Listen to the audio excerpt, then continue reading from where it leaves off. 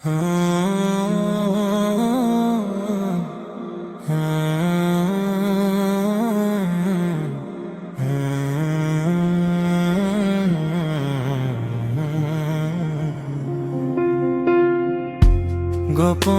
কলুষ ধুয়ে মুছে দেয় হৃদয়ের সূক্ষ্ম মূর্তিগুলো ভেঙে ফেলে।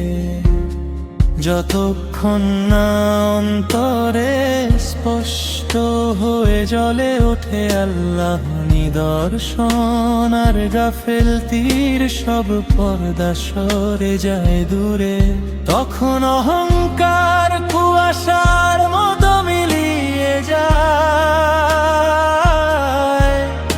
আত্মম্ভরি তার আর থাকে না কোনো আধিপত্য। কৃতজ্ঞ আত্মা বিস্ময়ে নত হয় সেই রবের সামনে, যাকে ফেরেশতারা ইবাদত করে।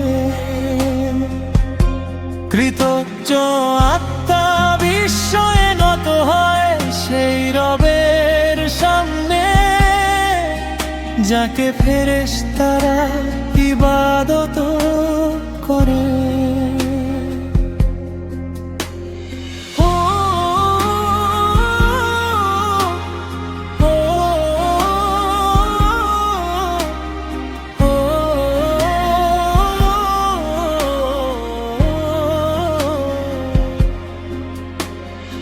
অহংকার ত্যাগ করো, করুণা নেমে আসবে।